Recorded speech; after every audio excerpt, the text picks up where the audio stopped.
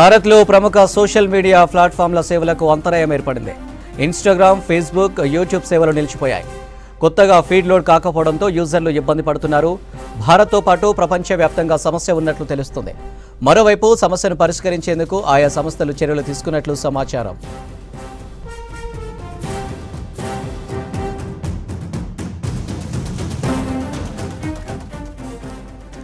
భారత్లో ప్రముఖ social media ప్లాట్ఫామ్ల సేవలకు అంతరాయం ఏర్పడింది.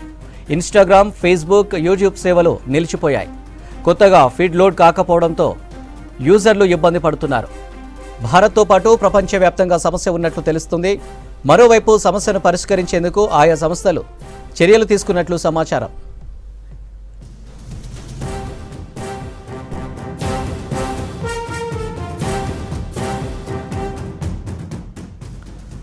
భారత్లో ప్రముఖ సోషల్ మీడియా ప్లాట్ఫామ్ల సేవలకు అంతరాయం ఏర్పడింది. ఇన్‌స్టాగ్రామ్, ఫేస్‌బుక్, యూట్యూబ్ సేవలు నిలిచిపోయాయి. కొత్తగా ఫీడ్ లోడ్ కాకపోవడంతో యూజర్లు ఇబ్బంది పడుతున్నారు. భారత్తో పాటు ప్రపంచవ్యాప్తంగా సమస్య ఉన్నట్లు తెలుస్తుంది. మరోవైపు సమస్యను పరిష్కరించేందుకు ఆయా సంస్థలు చర్యలు తీసుకున్నట్లు సమాచారం.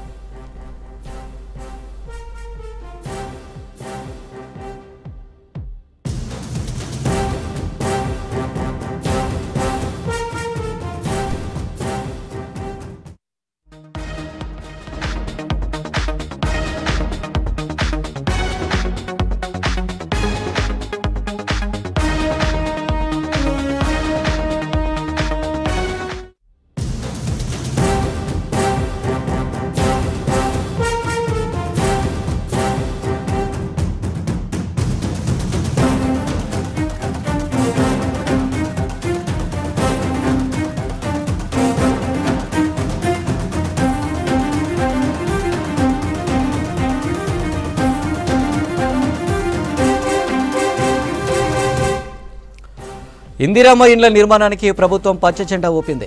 ఈ పథకానికి 3,000 కోట్లు విడుదల చేస్తూ జీవో జారీ చేసింది. ప్రజాపాలనలో భాగంగా తీసుకున్న అప్లికేషన్ల నుంచి రాష్ట్ర వ్యాప్తంగా 95,235 ఇండ్లను మంజూరు చేసింది. గ్రామీణ ప్రాంతాలకు 38,094 ఇండ్లు కేటాయించగా అర్బన్ 57,141 ఇండ్లను కేటాయిస్తూ నిర్ణయం తీసుకుంది రేవంత్ సర్కార్.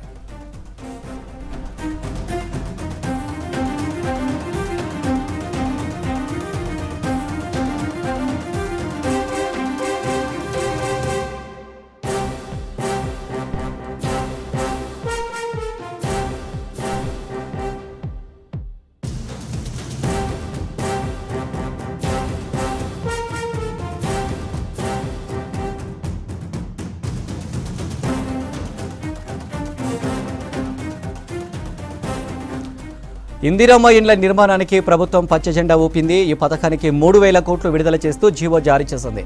ప్రజాపాలనలో భాగంగా తీసుకున్న అప్లికేషన్ల నుంచి రాష్ట్ర వ్యాప్తంగా 95,235 ఇండ్లను మంజూరు చేసింది. గ్రామీణ ప్రాంతాలకు 38,094 ఇండ్లు కేటాయించగా అర్బన్ 57,141 ఇండ్లను కేటాయిస్తూ నిర్ణయం తీసుకుంది రేవంత్ సర్కార్. ఇక దీనికి సంబంధించి మరిన్ని డీటెయిల్స్ యాదగిరి అందిస్తారు. యాదగిరి, ఇందిరమ్మ ఇండ్ల అప్డేట్స్ ఏంటి? అనిల్, ఏదైతే ఈ 6 గ్యారెంటీల్లో భాగంగా ఇందిరమ్మ ఇళ్ల నిర్మాణం ఈ పథకం ఒకటి. అయితే దీనికి సంబంధించి డిసెంబర్ 28 నుంచి జనవరి 6 వరకు ప్రజాపాలన భాగంగా ఈ 6 గ్యారెంటీలకు సంబంధించిన దరఖాస్తులు తీసుకున్నారు. అయితే ఇప్పటికే ఇందులో 6 గ్యారెంటీలో 4 గ్యారెంటీలు అమలు చేస్తుంది. అయితే ఇది ఇందిరమ్మ ఇళ్ల నిర్మాణానికి సంబంధించిన ఈ పథకంతోనే 5వ గ్యారెంటీ అందుబాటులోకి రాబోతుంది. అయితే దీనికి సంబంధించి ఇప్పటికే సీఎం రేవంత్ రెడ్డి ఈ నెల 11న ఇందిరమ్మ ఇళ్లకు సంబంధించి పథకం ప్రారంభిస్తామని చెప్పారు. దానికి సంబంధించిన విధి విధానాలు ఖరారు చేయాలని చెప్పేసి అధికారులకు సూచించారు. అందులో భాగంగానే ఇవాళ దీనికి సంబంధించి ఇందిరమ్మ ఇళ్ల నిర్మాణానికి సంబంధించి జీవోను విడుదల చేసింది ప్రభుత్వం. దీనికి సంబంధించి మొత్తం 3,000 కోట్లను విడుదల చేస్తూ జీవో విడుదల చేసింది. అయితే ఇందులో రాష్ట్ర వ్యాప్తంగా మొత్తం 95,235 ఇండ్లను మంజూరు చేస్తున్నట్లు జీవోలో పేర్కొన్నారు. అయితే గ్రామీణ ప్రాంతాల్లో 38,094, అర్బన్ ప్రాంతాల్లో 57,141 ఇళ్లను మంజూరు చేసినట్లు జీవోలో పేర్కొన్నారు. అయితే దీనికి సంబంధించి ఇప్పటికే ఆల్రెడీ ప్రభుత్వం చెప్పింది, సీఎం రేవంత్ రెడ్డి కూడా దీనికి సంబంధించి ఇళ్ల నిర్మాణానికి సంబంధించి కూడా చెప్పారు. అయితే ముందుగా ఇప్పటి వరకు ప్రజాపాలనలో వచ్చిన దరఖాస్తులలో అత్యధికంగా ఈ ఇండ్లకు సంబంధించే దరఖాస్తులు వచ్చినట్లు అధికారులు చెప్తున్నారు. అధికారికంగా ఎన్ని వచ్చినాయనే చెప్పలే కానీ అత్యధికంగా వచ్చిన దరఖాస్తులలో ఇందిరమ్మ ఇళ్లకే ఎక్కువ ఉన్నాయని చెప్పేసి చర్చ అయితే జరుగుతుంది. దీనికి సంబంధించిన విధి విధానాలు కూడా ఇప్పటికే ప్రభుత్వం ఖరారు చేసింది. అయితే ఇందులో ప్రధానంగా ముందుగా ప్రయారిటీ ఎవరికైతే ఇళ్ల స్థలం ఉంటుందో ఇళ్ల స్థలం ఉన్న వాళ్లకు ముందు ప్రయారిటీ ఇవ్వాలని చెప్పేసి ప్రభుత్వం భావిస్తుంది. అయితే 11న ఎవరెవరికి ముందు ఇస్తారు ఏంటి అనే దానిపైన ఒక స్పష్టత అయితే ఇస్తారు. అయితే ఇనాగ్రేషన్ చేసే ముందు దీనికి సంబంధించి పూర్తి స్థాయిలో డీటెయిల్స్ తో ఒక స్పష్టత అయితే ఇచ్చే అవకాశం ఉంటుంది. వాస్తవానికి ఇందిరమ్మ ఇళ్లకు సంబంధించి ఎవరికైతే ఖాళీ స్థలం ఉంటుందో ఆ ఖాళీ స్థలం ఉన్న వాళ్లకు ఇల్లు నిర్మాణం కోసం 5 లక్షలు ఇస్తామని చెప్పింది. ఆ తర్వాత ఈ స్థలం లేని వాళ్లకు ప్రభుత్వమే గుర్తించి స్థలం ఇచ్చి 5,000 మళ్ళీ అది ఇల్లు నిర్మాణం కోసం 5 లక్షలు ఇస్తామని చెప్పేసి ప్రభుత్వం చెప్పింది. కాబట్టి దీనికి సంబంధించి జీవో విడుదల చేశారు. 3,000 కోట్లను ముందస్తుగానే ఏదైతే ఇందిరమ్మ పథకము ప్రారంభించక ముందే 3,000 కోట్లను విడుదల చేస్తూ ప్రభుత్వం జీవో ఇచ్చింది. మొత్తానికి ప్రజాపాలన అంటే కాంగ్రెస్ ప్రభుత్వం ఎన్నికలలో ప్రజలకు ఇచ్చినటువంటి హామీలు మేనిఫెస్టోలో పెట్టినటువంటి 6 గ్యారెంటీల్లో ఈ ఇందిరమ్మ ఇళ్ల నిర్మాణంతో మొత్తం 5 గ్యారెంటీలను అందుబాటులోకి తీసుకొచ్చినట్లు అవుతుంది. సో మొత్తానికి దీనికి సంబంధించి కూడా ఈ నెల 11న అధికారికంగా ఈ ఇందిరమ్మ ఇళ్ల నిర్మాణాన్ని కూడా సీఎం రేవంత్ రెడ్డి చేతుల మీదుగా ప్రారంభించబోతున్నారు. మొత్తానికి గతంలో ప్రభుత్వం ఏవైతే ఎన్నికల ముందు ప్రజలకు ఇచ్చినటువంటి హామీ ఉందో ఆ హామీలో భాగంగానే ఇది ఒకటి అని చెప్పొచ్చు. అని రైట్ యాదగిరి, థ్యాంక్ యూ.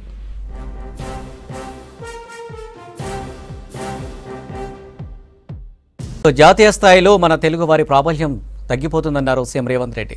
గతంలో పివి ఎన్టీఆర్ లాగా ఎప్పుడు కూడా తెలుగు వారు సత్తా చాటాలన్నారు. రవీంద్ర భారతిలో పొత్తూరి వెంకటేశ్వరరావు స్మారక ఉత్తమ పాత్రికేయ పురస్కారాన్ని సీనియర్ జర్నలిస్ట్ వెంకట నారాయణకి అందజేశారు. తమ ప్రభుత్వ హయాంలో ప్రెస్కు ఫ్రీడమ్ ఇస్తామన్నారు. కార్యక్రమంలో press academy chairman Srinivasa Reddy, senior జర్నలిస్టులు రామచంద్రమూర్తి, పాశం యాదగిరి, ప్రొఫెసర్ హరగోపాల్ పాల్గొన్నారు.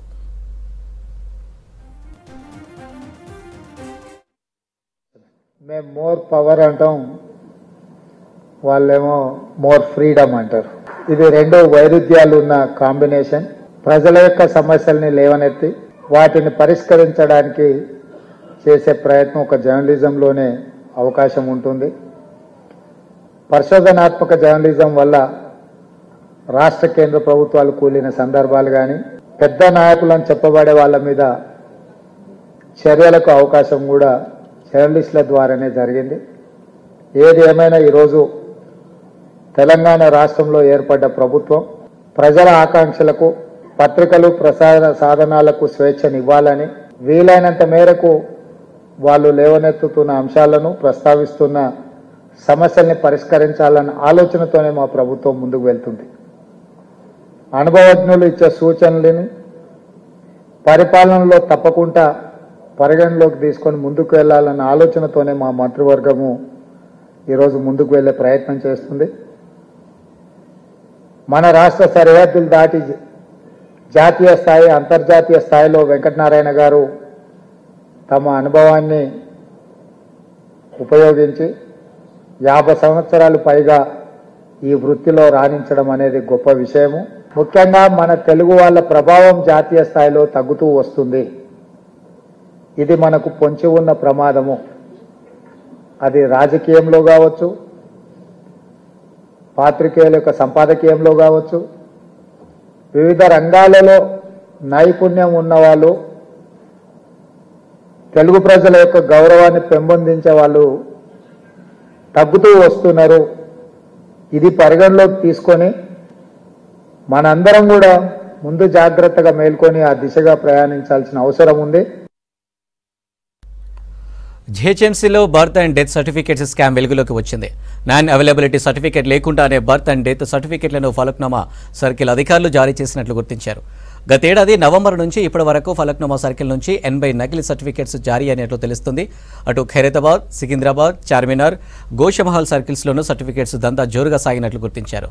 1998లో జన్మించిన వ్యక్తికి నవంబర్లో నాన్ అవైలబిలిటీ కింద సర్టిఫికేట్ జారీ అయింది. నాన్ అవైలబిలిటీ సర్టిఫికేట్ను Aadhaar, voter ID, passport, land registration వాటికి గణన మోసగాలు వాడుతున్నట్లు బయటపడింది. గత జిహెచ్ఎంసీ కమిషనర్ లోక్షయ్ కుమార్ హయాంలో దాదాపు 36,000 fake and birth and death సర్టిఫికేట్లు రద్దయ్యాయి. అయితే వాటిపై ఎలాంటి చర్యలు లేకపోవడంతో మోసగాళ్లు మరింత రెచ్చిపోయారు.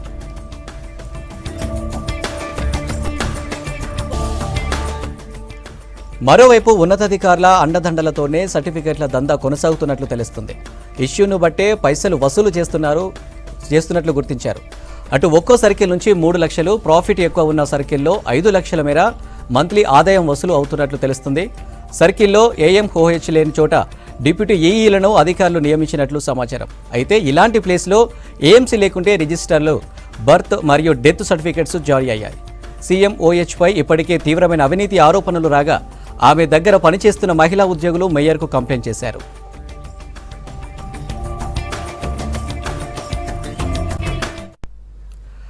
టానిక్ లిక్కర్ గ్రూప్ షాపుల్లో కమర్షియల్ ట్యాక్స్ అధికారుల సోదాలో అక్రమాలు ఒక్కొక్కటిగా బయటపడుతున్నాయి. టానిక్ లిక్కర్ గ్రూప్స్ వాటి అనుబంధ సంస్థల్లోనూ తనిఖీలు చేశారు. కమర్షియల్ ట్యాక్స్ కట్టడం లేదనే టానిక్ లిక్కర్ గ్రూప్స్పై ఏకకాలంలో 11 చోట్ల అధికారుల సోదాలు కొనసాగుతున్నాయి.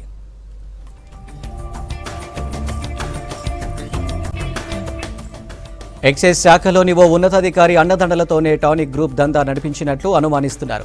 ఏ వైన్ షాప్కి లేని వెసులుబాటు టానిక్కి గుర్తించారు. గత ప్రభుత్వం హయాంలో టానిక్కి A4 ఎలైట్ కింద అనుమతి ఉన్నట్లు తేల్చారు. ఎలైట్ కింద ఎక్సైజ్ పాలసీకి విరుద్ధంగా వెసులుబాటు ఇచ్చినట్లు తెలుస్తుంది.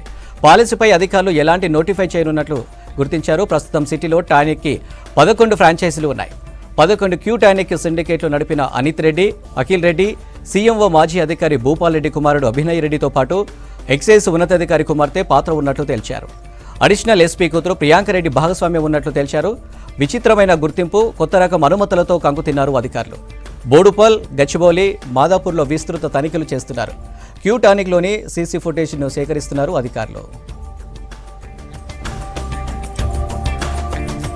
దేశంలో బీసీ కులాలకు అన్యాయం జరుగుతుందని ఆరోపించారు రాజ్యసభ సభ్యులు ఆర్ కృష్ణయ్య.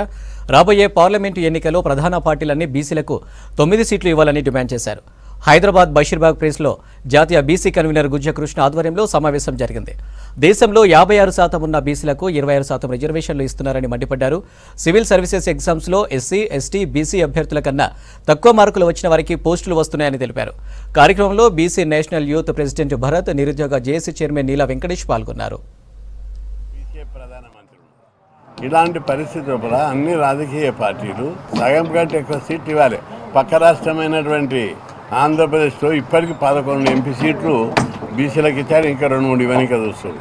అయితే ఇప్పుడు కూడా డొంకదీడు మాటలతోటి తప్పించుకుని ఇక చూడొద్దు. మొత్తం 9 సీట్లు మేము ఎక్కువ అడుగుతలేం. మేము ఎంతనో మా జనాభా ప్రకారం ఇవ్వమని అడుగుతున్నాం. ఖబర్దార్ హెచ్చరిస్తున్నా, మా బీసీలను నిర్లక్ష్యం చేస్తే తిరుగుబాటు వస్తే చైనా లేక రష్యా లేక బీసీలు మొదట్లేక డూడు బసవన్నలు కాదు, బీసీల్లో చాలా చైతన్యం వచ్చింది. బీసీలను తక్కువ అంచనా వేయదు. ఖబర్దార్, ప్రతి కుటుంబానికి బీసీ బంధు పెట్టి 20 లక్షల రూపాయలు ఇవ్వకపోతే బట్టలు ఉడదీస్తాం ఒక్కొక్కరి. అగ్రవర్ణాలు ఓన్లీ వాళ్ళే డెవలప్ అయిపోయి మన బీసీలందరినీ బిచ్చగాళ్ళు చూస్తారు. మీ ఇప్పుడు ఆర్ కృష్ణ గారు చేసే పోరాటం కూడా మా గురించి మేమేదో ఎంపీలు అయిపోయి మినిస్టర్లు అయిపోయి సెంట్రల్ మినిస్టర్లు అవుతామని కాదు. అన్ని పార్టీలోనే 25 ఏళ్లుగా దొడ్ల డైరీ పాడి పరిశ్రమ పాల ఉత్పత్తిలో అగ్రగామిగా నిలిచిందన్నారు డైరీ డైరెక్టర్ మధుసూదన్ రెడ్డి.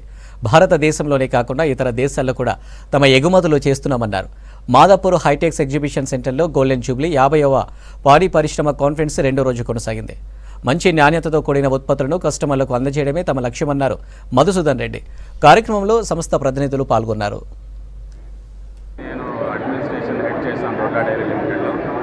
దొడ్ల డైరీ 25 సంవత్సరాల కంపెనీ అండి.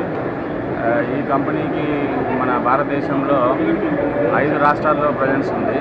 మనం ప్లాంట్స్ కానీ ప్రొక్యూర్మెంట్ కానీ 17 లక్షల లీటర్లు ఒక రోజుకి మేము కలెక్ట్ చేస్తాము. 14 లక్షల లీటర్లను మనం సౌత్ ఇండియాలోని అన్ని రాష్ట్రాల్లో అమ్ముతున్నాము. మన ఆంధ్రప్రదేశ్ కానీ, తమిళనాడు కానీ, తెలంగాణ కానీ, కర్ణాటక కానీ, మహారాష్ట్ర రాష్ట్రాల్లో కానీ మన శాఖలు ఉన్నాయి. అదేవిధంగా మన కంపెనీ వచ్చి మల్టీనేషనల్ కంపెనీ. దీనికి మనకు ఓవర్సీస్లో కూడా బ్రాంచెస్ ఉన్నాయి. హైదరాబాద్ బేగంపేట ప్రజాభవన్లో ఆందోళన చేపట్టారు. 2008లో డిఎస్సి సెలెక్ట్ అయి నష్టపోయిన బీఈడీ బాధిత అభ్యర్థులు జిల్లాల నుంచి భారీగా తరలివచ్చి నిరసన చేపట్టారు. హైకోర్టు ఉత్తర్వులను తక్షణమే అమలు చేయాలన్నారు. తమ ఉద్యోగాలు తమకు ఇవ్వాలని డిమాండ్ చేశారు డిఎస్సి బాధిత అభ్యర్థులు.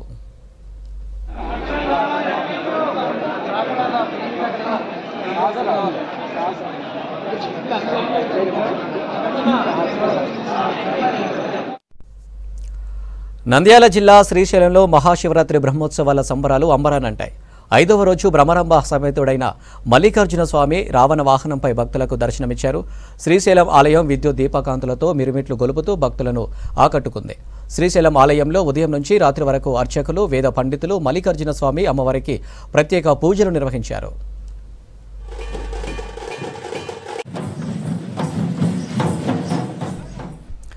శ్రీశైలం పురవిధుల్లో స్వామి అమ్మవార్లను బాజా భజంత్రీల నడుమ అంగరంగ వైభవంగా ఊరేగించారు. భక్తులు అధిక సంఖ్యలో పాల్గొని కర్పూర నీరాజనాలు అర్పించారు. కళాకారుల ఆటపాటలు, నృత్యాలు భక్తులను ఎంతగానో ఆకట్టుకున్నాయి. ఈ వాహన సేవ పూజా కార్యక్రమంలో శ్రీశైలం దేవస్థానం చైర్మన్ చక్రపాణిరెడ్డి, ఈవో పెద్దిరాజు దంపతులతో పాటు పెద్ద ఎత్తున భక్తులు పాల్గొన్నారు.